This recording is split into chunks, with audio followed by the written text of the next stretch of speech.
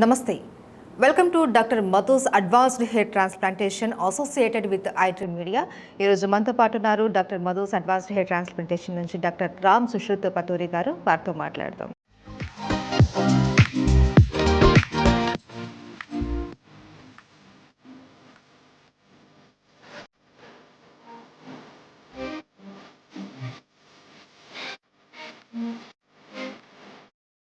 నమస్తే సార్. నమస్తే అండి. సార్, ఈరోజు మన నెక్స్ట్ ఎపిసోడ్కి వచ్చేసాం. అయితే మనం లాస్ట్ సిరీస్లో తెలుసుకునే దానికి మంచి రెస్పాన్స్ వచ్చింది. సో ఇప్పుడు ఈరోజు ఏంటినంటే చాలామంది డాండ్రఫ్ అనేసి అనుకుంటూ ఉంటారు, అందులో మనకు సోరియాసిస్ కూడా అటాక్ అయి ఉంటుంది అనేసి తెలుసుకోలేకపోతారు, కన్ఫ్యూజ్ అయిపోతూ ఉంటారు. ఈ డాండ్రఫా సోరియాసిస్, ఒకవేళ ఏదైనా సరే ఏంటి చిన్న చిన్న ప్రాబ్లమే కదా అని చెప్పి నెగ్లెక్ట్ చేస్తూ ఉంటారు. సో ఇది ఎంతవరకు కరెక్ట్?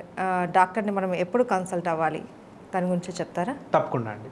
సో ఇక్కడ మనం త్రీ ఇంపార్టెంట్ పాయింట్స్ మనం ఏంటంటే, ఒకటి ఫస్ట్ పాయింట్ ఏంటంటే నార్మల్ డాండర్ అంటే పొట్టు రాలడం, స్కిన్ పొట్టు రాలడం.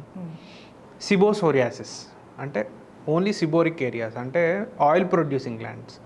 మన స్కిన్లో సిబేషియస్ గ్లాండ్స్ అనేవి కొన్ని పార్ట్స్లో ఉంటాయి అన్నమాట. స్కాల్ప్ మీద, ముస్టాచ్, బియర్డ్, చెస్ట్ ఏరియా మీద. ఇది సిబోరిక్ ఏరియాస్ అంటాం వీటి. ఐబ్రోస్ మీద సిబోసోరియాసిస్, ఆ ఏరియాస్కి రిస్ట్రిక్ట్ అయ్యే మాత్రం సోరియాసిస్. నెక్స్ట్ స్కాల్ప్ సోరియాసిస్, అంటే స్కాల్ప్ మీద వచ్చే సోరియాసిస్. ఇది కొంచెం స్ప్రెడ్ అవుతూ ఉండొచ్చు అనమాట. సో ఈ 3 ఆస్పెక్ట్స్ గురించి ఎవరన్నా చాలా ఇంపార్టెంట్గా తెలుసుకోవాలి. ఎందుకంటే మనకి ఈ ఫ్రమ్ లాస్ట్ 20 years 30 years నుండి మన అడ్వర్టైజ్మెంట్స్తో మన బ్రెయిన్ వాష్ చేసేసారు. డాండ్రఫ్ అంటే ఏంటి, డాండ్రఫ్ అంటే ఏంటి, ఏదైనా చిన్న పొట్టు కనిపిస్తే ప్రతి పేషెంట్ నాకు డాండ్రఫ్ వచ్చేసింది. సో అసలు డాండ్రఫ్ అంటే ఏంటి, అసలు ఈ ప్రాబ్లం ఎందుకు వస్తుంది, సిబోసోరియాసిస్ అంటే ఏంటి, సోరియాసిస్ అంటే ఏంటి, ఇదంతా కొంచెం క్లుప్తంగా తెలుసుకుందాం. సో ప్రతి మన స్కిన్ అనేది కింద నుండి లేయర్స్గా పెరుగుతూ ఉంటుంది అనమాట. సో కింద ఎలా అంటే ఇది కింద లేయర్ అనుకో, ఇది సూపర్ఫిషియల్ లేయర్ అనుకో. ఇక్కడ నుండి సెల్ పెరుగుకుంటూ పైకి వస్తూ ఉంటుంది. మన 1 mmలో అట్లీస్ట్ ఒక 30 to 100 లేయర్స్ వరకు ఏరియా వైజ్ చేంజ్ అవుతూ ఉంటాయి. సెల్స్ అనేవి అక్యూములేట్ అయ్యి ఉంటాయి ఈ జస్ట్ 1 mm థిక్నెస్లో అనమాట. సో ఈ కింద దగ్గర నుండి బేసల్ లేయర్ దగ్గర నుండి సెల్ అనేది పుడుతుంది. మెల్లగా మైగ్రేట్ అయ్యి కొన్ని చేంజెస్ అవుతూ లాస్ట్కి డెడ్ సెల్ కింద మారిపోయి పైనుండి ఇలా స్లఫ్ ఆఫ్ అయిపోతుంది. సో ప్రతి స్కిన్, ఇక్కడున్న స్కిన్ అలాగే జరగాలి, ఇక్కడున్న స్కిన్ అలాగే జరగాలి, ఇక్కడున్న స్కిన్ అలాగే జరగాలి. దాన్ని నార్మల్ సైకిల్, దాని సైకిల్ అది. సో ఇక్కడ స్కిన్ ఏంటంటే మనం ఎప్పుడన్నా సరదాగా వింటర్స్లో అప్పుడు ఇలా అన్నాం అనుకోండి, ఒక వైట్ గీత వస్తూ ఉంటుంది చూసారా. అలాగే ఇక్కడ డాండర్ అనేది కూడా ప్రొడ్యూస్ అవుతూ ఉంటుంది అనమాట. ఆ పైన ఉన్న సూపర్ఫిషియల్ డెడ్ సెల్ లేయర్స్ అనేవి పైకి రేగిపోవడం వల్ల డాండర్ అనేది ప్రొడ్యూస్ అవుతూ ఉంటుంది. అది మనం ఇలా అనుకున్నప్పుడు ఎప్పుడన్నా చిన్న డాట్స్ స్పెకల్డ్ అపీరెన్స్లో పౌడర్లా పడుతూ ఉంటుంది. దీని గురించి ఎవ్వరూ కంగారు పడక్కర్లేదు, దీన్ని ఎవరు మార్చలేరు కూడా. ఎందుకంటే స్కిన్ అనేది పెరగాలి, అది ఊడిపోవాలి, అది న్యాచురల్ ప్రాసెస్. సో దాన్ని ఎవరు పెద్దగా మార్చలేరు. ఇకపోతే ఏంటంటే కొందరికి డాండ్రఫ్ అనేది ఉంటుంది. ఈ డాండ్రఫ్ చాలా కండిషన్స్ వల్ల వస్తుంది, ఒక్క కండిషన్ వల్ల కాదు. ఫస్ట్ కొందరికి ఏంటంటే ఫంగల్ కాలనైజేషన్, అంటే నార్మల్ ఫంగస్ అనేది మన స్కాల్ప్లో ప్రతి స్కిన్ మీద నార్మల్గా కొన్ని బ్యాక్టీరియా ఉంటాయి, కొన్ని ఫంగస్ ఉంటాయి. ఈ అబ్నార్మల్ ఫంగస్లు అనేవి ఒక్కొక్కసారి వస్తూ ఉంటాయి, పెరుగుతూ ఉంటాయి అన్నమాట. అండర్లైన్ కండిషన్స్ వల్ల ఉండొచ్చు, వాళ్ళ స్కిన్ టెక్స్చర్ ఉండొచ్చు, వాళ్ళ మాయిశ్చర్ కంటెంట్ వల్ల ఉండొచ్చు, ఇలా చాలా ఫ్యాక్టర్స్, ఎయిర్లో హ్యూమిడిటీ వల్ల ఉండొచ్చు, ఇలా చాలా ఫ్యాక్టర్స్ వల్ల ఇది జరుగుతూ ఉంటుంది.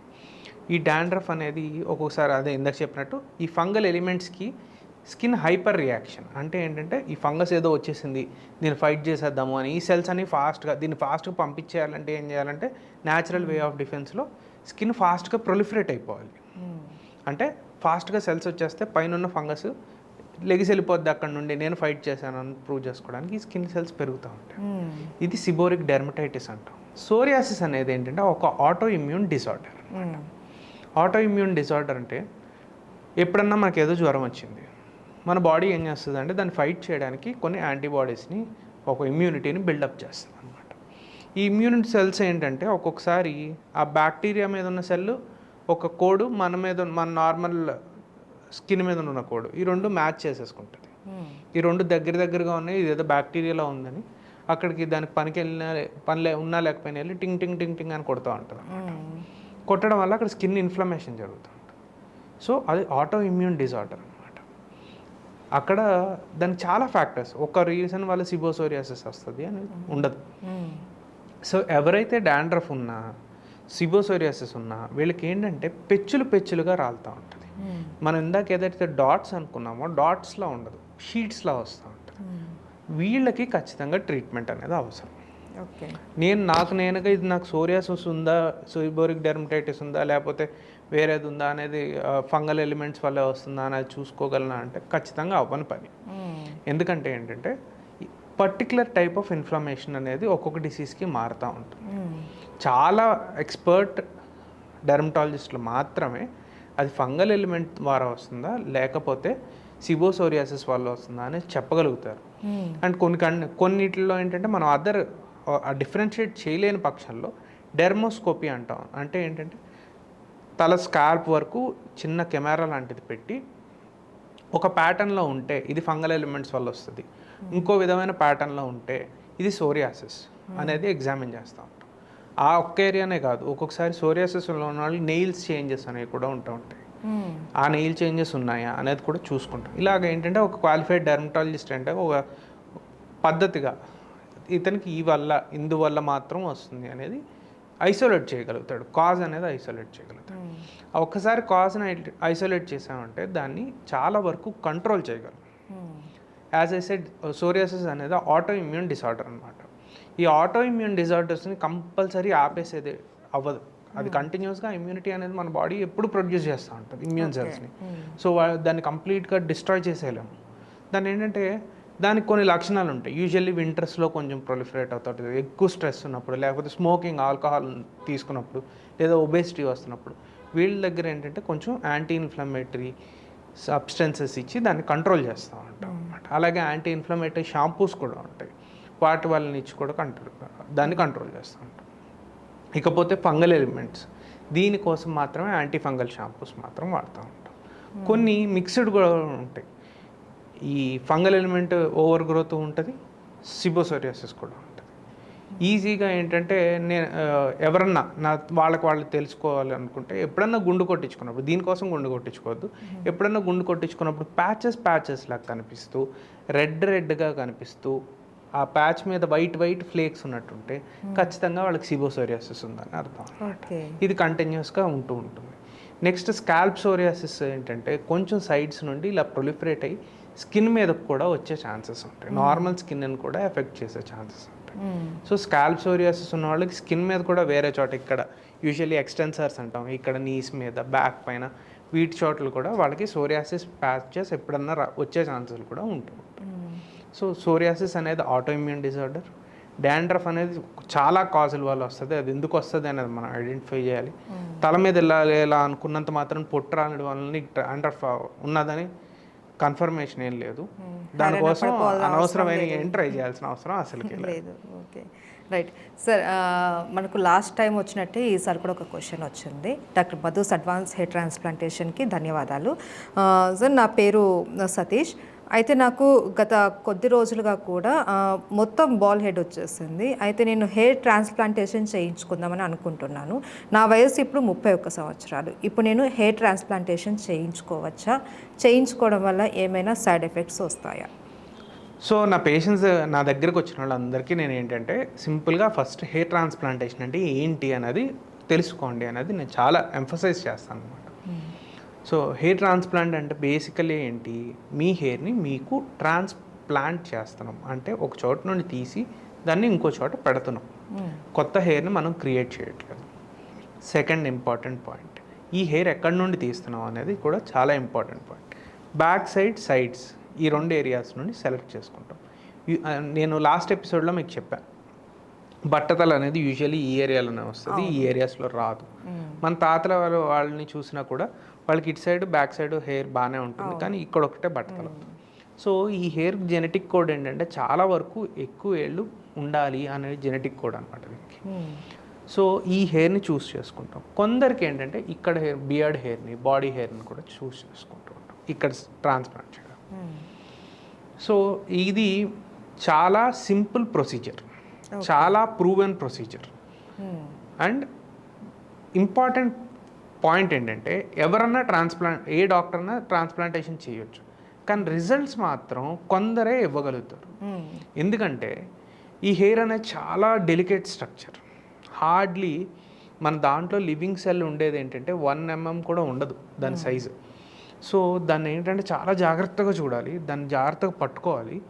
దాన్ని మళ్ళీ మీ బాడీలో ట్రాన్స్ప్లాంట్ చేసేంత వరకు దాన్ని ఎక్స్ట్రీమ్ కేర్తో హ్యాండిల్ చేస్తేనే కానీ అది దాని సర్వైవల్ని గ్యారంటీ చేయలేం. కొంచెం టెంపరేచర్ చేంజ్ వచ్చినా, కొంచెం నలిగినా ఆ హెయిర్ ఫాలికల్ ఖచ్చితంగా పెరుగుతుంది, ప్రాపర్గా పెరుగుతుంది అనేది చెప్పలేం. నెక్స్ట్ కొందరు ఉంటారు మనకి ఇలా కర్లీ హెయిర్ ఉంటుంది, వీళ్ళకి ఏంటంటే హెయిర్ ఫాలికల్ ఇలా కొంచెం వంగి ఉంటుంది అనమాట. సో మనం పెట్టే యాంగిల్ ఆఫ్ హెయిర్ అనేది కూడా చాలా ఇంపార్టెంట్. ఎలాంటి యాంగిల్లో హెయిర్ని ఇన్సర్ట్ చేస్తున్నాం, అది ఏమన్నా ఇలా నొక్కుపోతుందా అనేది కూడా చూసుకుంటూ ఉండాలి. డైరెక్షన్ ఆఫ్ ద హెయిర్ అనేది కూడా చాలా ఇంపార్టెంట్. కొన్ని చోట్ల ఇప్పుడు తనకి ఇలా పాపిడి తీస్తున్నారు, మనం ఇలా పెట్టామనుకోండి అది సరిగ్గా నుంచోదు. సో ఫ్రంట్ లైన్లో ఎలా పెట్టాలి, బ్యాక్ సైడ్ ఎలా పెట్టాలి, ఎక్కడ డెన్స్గా పెట్టాలి, ఎక్కడ తక్కువ పెట్టాలి, ఇలా పెద్ద క్యాలిక్యులేషన్ ఉంటుంది. ఆ క్యాలిక్యులేషన్ కొందరు ప్రొఫెషనల్స్ అంటే ఏంటంటే కొన్ని ఇయర్స్ నుండి చేస్తున్న వాళ్ళు, వాళ్ళకి అలవాటు అయిన ప్రొసీజర్ ఉన్న వాళ్ళు ఏంటంటే వీళ్ళు చాలా ఈజీగా చేస్తారు. ఇప్పుడు నెలకు ఒక సర్జరీ చేస్తున్న వాళ్ళు, నెలకు 2 సర్జరీలు చేస్తున్నారు. వీళ్ళు ఏంటంటే చాలా మేమే కూర్చొని చేస్తున్నామని చెప్తారు, కానీ అక్కడ ఏంటంటే అంత మెటిక్యులస్ వర్క్ చేయలేరు. Even though they have degree or they may not have degree, when your experience is low, what happens is ఆ క్వాలిటీ అవుట్పుట్ అనేది చాలా తగ్గిపోతుంది. ఎందుకంటే ప్రతి స్కిన్ చాలా డిఫరెంట్. మేము కొన్ని వందల స్కిన్లు చూస్తూ ఉంటాం కదా, ప్రతి స్కిన్ డిఫరెంట్, ప్రతి హెయిర్ డిఫరెంట్ అనమాట. ఒకటి గట్టిగా ఉంటుంది, ఒకటికి అసలు స్కాల్ప్లోకి నీడిల్ పెట్టినా దిగదు, ఒకరికి చాలా సింపుల్గా దిగిపోతుంది, ఒకరికి ఏంటంటే మినిమల్ ఫోర్స్తో చేస్తేనే అక్కడ ఫాలికల్ కరెక్ట్గా బయటకు వస్తుంది, ఒకరికి చాలా ఫోర్స్ పెట్టాలి. ఇదేంటంటే మనకి ఎక్స్పీరియన్స్ చూసే కొద్దీ ఏంటంటే ఇతనికి ఎలాంటిది వాడితే బాగుంటుంది, ఇతనికి ఎలాంటి. నెక్స్ట్ నెంబర్ ఆఫ్ డివైజెస్, ఒక డివైస్ కాదు, ఒక ఎఫ్యూఈ మిషన్ ఏదో కొనుక్కుని ఇదొక మెథడ్ ద్వారా నేను చేస్తాను, ఇలా అవ్వదు. Number of devices. కొందరికి ఏంటంటే చాలా బేసిక్ ఇన్స్ట్రుమెంట్స్, మన ఇండియాలో దొరికే ఇన్స్ట్రుమెంట్స్తో చేస్తే వాళ్ళకి మంచి రిజల్ట్ వస్తుంది. కొందరికి ఏంటంటే అడ్వాన్స్డ్ ఇన్స్ట్రుమెంట్స్ వరకు తీసుకెళ్లాల్సి వస్తుంది. యూజ్ చేసే పంచెస్, సేఫ్ పంచెస్, కొందరికి ఏంటంటే డల్ పంచ్ అని ఉంటుంది అనమాట. ఇలాంటి డల్ పంచ్ యూస్ చేస్తే సరిపోతుంది. కొందరికి షార్పీ, కొందరికి సెరేటెడ్ పంచెస్ యూస్ చేయాలి, కొందరికి సేఫ్ పంచెస్ అని ఉంటాయి. సో ఇలా నెంబర్ ఆఫ్ ఇది కూడా తెలిసిన డాక్టర్ని చూస్ చేసుకుంటూ ఉంటాను. సో ఆయన అడిగిన క్వశ్చన్, నేను హెయిర్ ట్రాన్స్ప్లాంటేషన్ చేయించుకోవచ్చా? 31 years. ఏజ్ అనేది బార్ కాదు హెయిర్ ట్రాన్స్ప్లాంటేషన్కి. నువ్వు 20 years నుండి 65 years వరకు నీకు ఏ ప్రాబ్లం లేకపోతే ఖచ్చితంగా హెయిర్ ట్రాన్స్ప్లాంట్ చేయించుకోవచ్చు. నెక్స్ట్ నీ డోనార్ హెయిర్, దీన్ని ఏంటంటే డొనేట్ చేసే ఏరియా అనమాట. డోనార్ హెయిర్ నుండి మంచి క్వాలిటీ ఆఫ్ హెయిర్ అనేది ఉండాలి. ఓకే, ఇక్కడ ఖచ్చితంగా డోనార్ క్వాలిటీ అనేది బాగుంటే ఇక్కడ మెరైకల్ సృష్టించవచ్చు. ఇతను డోనార్ స్కాల్ప్ కనుక ఎంత మనకు ఎన్ని హెయిర్ కావాలంటే ఆయన హెయిర్ ఇవ్వగలిగితే ఇక్కడ అతనికి అసలు బట్టతల ఈయనకు ఉందా అనే టైప్లో మనం ఆయన్ని తయారు చేయొచ్చు. అలా చేసిన కేసులు కొన్ని వేలు ఉన్నాయి. కొందరికి ఏంటంటే డోనార్ క్వాలిటీ అంత సపోర్ట్ చేయదు, కొన్ని గ్రాఫ్ట్స్ మాత్రమే ఇవ్వగలదు, దాని థిక్నెస్ అంత బాగోదు. వాళ్ళకి ఏంటంటే వాళ్ళకు ఇప్పుడున్న దాన్ని ఎగ్జిస్టింగ్గా ఇంకొంచెం బెటర్గా ఎలా చేయగలుగుతామో అలా చేయగలుగుతాం. మీరు ఇందాక చెప్తున్నప్పుడు తనకు ఫుల్ బాల్నెస్ అయిపోయింది అన్నారు. సో ఇతనికి ఏంటంటే కంప్లీట్గా తను అసలు బట్టతల లేకుండా ఉండాలి అంటే తన స్కాల్ప్ అనేది చాలా మంచి క్వాలిటీ గ్రాఫ్ట్స్ని, ఎక్కువ నెంబర్ ఆఫ్ గ్రాఫ్ట్స్ని ఇవ్వడానికి ఉందంటే తనకి మెరాకిల్ సృష్టించవచ్చు. అదే కొంచెం తక్కువ గ్రాఫ్ట్స్ని అయితే తనకున్న ఇప్పుడున్న స్టేజింగ్ ఎలా ఉందో చూసుకుని దానికి తగ్గట్టుగా మనం ఏం చేయగలమో అది చేయడానికి ప్రయత్నించవచ్చు. కానీ ఇక్కడ హెయిర్ మాత్రం లేకపోతే, దాని క్వాలిటీ బాగోకపోతే మనం ఎక్కువ ఏం చేయలేము. సో ఒకసారి డైరెక్ట్ ఎగ్జామినేషన్ అనేది హెయిర్ ట్రాన్స్ప్లాంటేషన్కి చాలా ఇంపార్టెంట్ అండి. ఎందుకంటే డోనార్ హెయిర్లో మనం మేజర్గా 3 ఫ్యాక్టర్స్ చూస్తాం. థిక్నెస్ ఎలా ఉంది, డెన్సిటీ ఎలా ఉంది, ఫ్లెక్సిబిలిటీ ఎలా ఉంది. థిక్నెస్ అంటే ఏంటంటే హెయిర్ థిక్నెస్ ఎంత బాగుంది అనేది.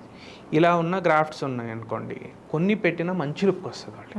అదే ఇలా సన్నటి గ్రాఫ్ట్స్ ఉన్నాయని, డెలికేట్గా ఉన్నాయనుకోండి, ఎక్కువ గ్రాఫ్ట్స్ పెట్టాలి తన లుక్ తీసుకుని రావాలి.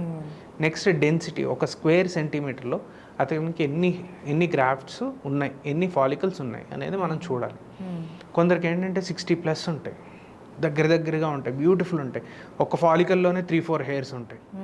వీళ్ళకి ఏంటంటే చాలా అదృష్టవంతులు, కొన్ని తీసినా మనకు మంచి లుక్ ఇవ్వగలుగుతాం. కొందరికి ఏంటంటే అక్కడ కూడా పాపం చాలా పలుచగా ఉంటుంది, ఒక స్క్వేర్ సెంటీమీటర్లో ఓ 25 30 ఎంతే ఉంటాయి. మనం 3-4 కన్నా 5 కన్నా ఎక్కువ తీయలేకపోతాం ఒక్కొక్కసారి. సో అది కూడా ఇంపార్టెంట్ అనమాట. Next flexibility of the skin అనేది చాలా ఇంపార్టెంట్. ఇక్కడ ఎంత ఫ్లెక్సిబుల్గా ఉంది స్కిన్. కొందరికి strip method of hair transplantation చేస్తాం, కొందరికి hybrid method of hair transplantation, FUE method, FUT రెండు కలిపి చేస్తాం. సో వాళ్ళకి ఆ ఫ్లెక్సిబిలిటీ ఉంటే మనం ఎక్కువ గ్రాఫ్ట్స్ ఇవ్వగలుగుతాం. ఎక్కువ గ్రాఫ్ట్స్ ఇస్తే వాళ్ళకి అసలు మొత్తం టోటల్ వాళ్ళ అపీరెన్స్ మారిపోతూ ఉంటుంది అన్నమాట. సో డోనర్ హెయిర్ క్వాలిటీ అనేది చాలా ఇంపార్టెంట్. దాన్ని చూడాలంటే కంపల్సరీ పర్సనల్ ఎగ్జామినేషన్ అనేది కూడా బిఫోర్ హెయిర్ ట్రాన్స్ప్లాంటేషన్ చేయించుకోవాలి. ఓకే. సో హెయిర్ ట్రాన్స్ప్లాంటేషన్ అనగానే ఏదో డైరెక్ట్గా వెళ్ళి చేంజ్ చేసుకోవడం కాదు, దానికి కూడా ప్రొసీజర్ అనేది ఉంటుందండి.